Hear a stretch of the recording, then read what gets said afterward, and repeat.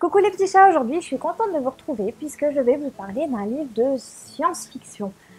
Alors vous savez que je ne suis pas prédestinée à un style de lecture plutôt qu'à un autre, je ne me mets aucune barrière. Et là, donc j'ai été contactée par Hello donc, pour lire le livre Mirifique. Alors, il est paru aux éditions Sidney Laurent. Donc, comme je vous disais, un livre donc, de science-fiction, je vous en parle tout de suite. Donc, si vous n'êtes pas encore abonné à ma chaîne, n'oubliez pas de vous abonner, de cliquer sur la petite cloche pour avoir les notifications, puisque de temps en temps, je publie des vidéos entre deux, pas que tous les lundis. Quand j'ai le temps, j'en mets un peu plus, et comme ça, vous serez avertis grâce aux notifications. Et n'oubliez pas de me mettre un petit pouce si vous avez aimé celle-ci. Je reviens tout de suite sur ce livre.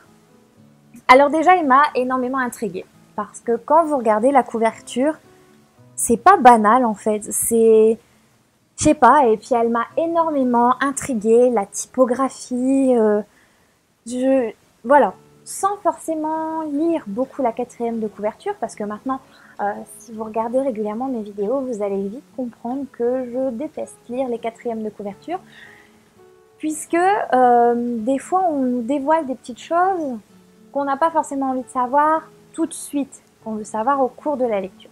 Donc pour me laisser un maximum de suspense, je ne lis pas forcément les quatrièmes de couverture, mais je me laisse directement en plonger dans ce livre et découvrir moi-même l'univers.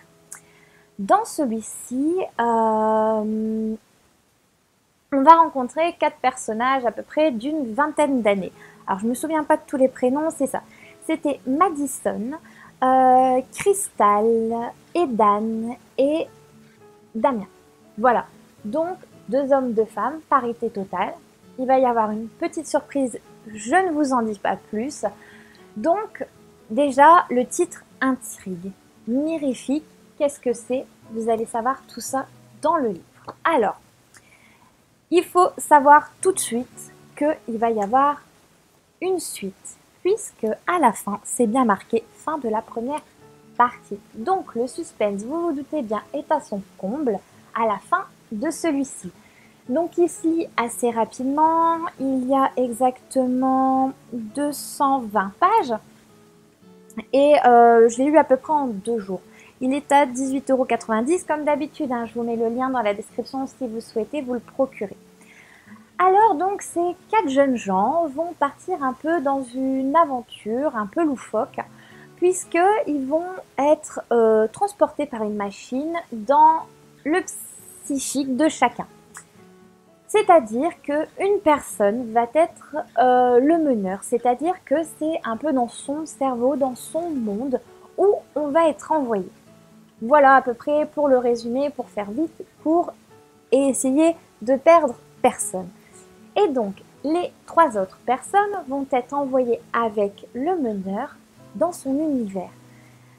Alors forcément, vous vous doutez bien, chaque personnalité, chaque vécu, chaque passé n'est pas le même, donc les mondes sont complètement différents, aussi en fonction de leurs convictions, etc. Vous allez comprendre tout ça si vous souhaitez lire ce livre, il est vraiment génial. J'ai trouvé ça intéressant parce que l'auteur, au début, ne nous décrit pas énormément les personnages, mais il va nous les décrire à chaque fois en donnant leur passé, les choses importantes qu'on a besoin de savoir avant d'être envoyé dans leur monde. Donc comme ça évite dès le début où on est complètement submergé dans les descriptions. Il va nous faire ça vraiment au cours de la lecture. On va aussi avoir donc des passages où on va stopper un petit peu l'avancée dans les mondes de chacun et on va nous expliquer la création de cette chose mirifique. On va nous donner un peu plus de détails sur d'autres personnages qui ne seront pas forcément avec les 4 jeunes, mais qui ont une importance aussi dans le livre. Donc vous voyez, tout est parfaitement construit, on ne s'y perd absolument pas, j'ai eu aucun doute sur les personnages ni sur l'époque, vraiment tout est parfaitement décrit. J'ai trouvé que, alors il y a un petit point, vous allez comprendre si vous lisez, il y a une petite subtilité pour Crystal. Alors je ne vous dirai pas quoi, mais ça m'a... Alors déjà je ne m'y attendais absolument pas, ça a été amené avec intelligence. J'ai trouvé ça super. Et voilà, il va y avoir des secrets aussi, hein. Vous vous doutez bien, entre amis, on ne se dit pas tout, on a notre part, notre petit jardin secret, voilà. Donc ça aussi, c'est intriguant. On va pas tout savoir, on va nous laisser quelques suspens, ça c'est génial, et puis nous le dire un petit peu plus loin, ce qu'on a besoin de savoir pour nous laisser un petit peu planer le doute autour de nous tout au cours de cette lecture. Et dans la description des personnages, on va savoir aussi comment ils se sont rencontrés. Donc ça, j'aime bien aussi ce côté un petit peu personnel, où on rentre vraiment dans leur vie, ça c'était géant. Il y a pas vraiment une petite histoire d'amour, mais il y a quelques affinités qui vont se faire. Et alors ce côté, comment vous dire, il y a un personnage, on pense le connaître, jusqu'à la fin de la lecture, hein, on pense quasiment tout savoir sur lui. Et puis il va y avoir un retournement de situation. Donc ça aussi, ça a été amené avec intelligence pour que vraiment, en fait, on pense qu'on connaît les personnages, qu'on connaît pas la suite de l'histoire parce que forcément, vous vous doutez bien, cet univers est un petit peu loufoque et voilà, on va de surprise en surprise. C'est ça qui est génial. Et en plus de ça, on nous apporte encore d'autres surprises, d'autres suspens, d'autres rebondissements. Et donc, on va avancer comme ça dans l'histoire en se disant, bah mince, celle-là, je ne l'ai pas vue venir. Donc ça, c'était très, très intéressant. Voilà, donc après, on est dans le futur, hein, puisque la création de la machine a été inventée en 2058. Hein, donc là, on ne vous met pas de suspense vraiment sur ce qui est mirifique dans la 4e de couverture. On vous dit que c'est une machine qui a été inventée. Mais à quoi elle sert, comment on s'en sert, pourquoi elle a été créée, tout ça, c'est vraiment détaillé au fur et à mesure du livre.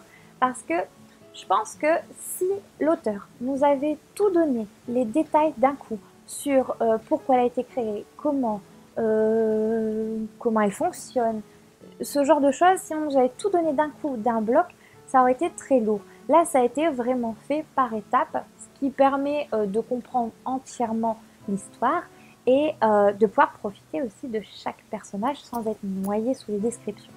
Donc vous allez voir aussi dans ce livre, on va avoir Madison qui a un peu une conscience écologique. C'est-à-dire que dans ce livre, on va aussi pas refaire le monde, hein, mais il y aura certaines choses où on va mettre l'accent, par exemple sur l'écologie, la surconsommation, la consommation excessive de viande, ce genre de choses. Mais amené d'une façon où l'auteur nous impose pas ses idées, il nous donne des idées, voilà, comme ça, à travers ses personnages. On ne se sent pas agressé par sa conscience politique ou ses idées ou les idées de ses personnages. C'est très très bien fait. Par exemple, là, c'est marqué, pour ses 18 ans, prise d'une conscience écologique aiguë, elle décide de cesser toute ingestion de viande. Cette végétarienne prosélyte cherche sans cesse à convertir son entourage, obtenant parfois un succès fugace auprès de ses amis lors des soirées ou des débats houleux.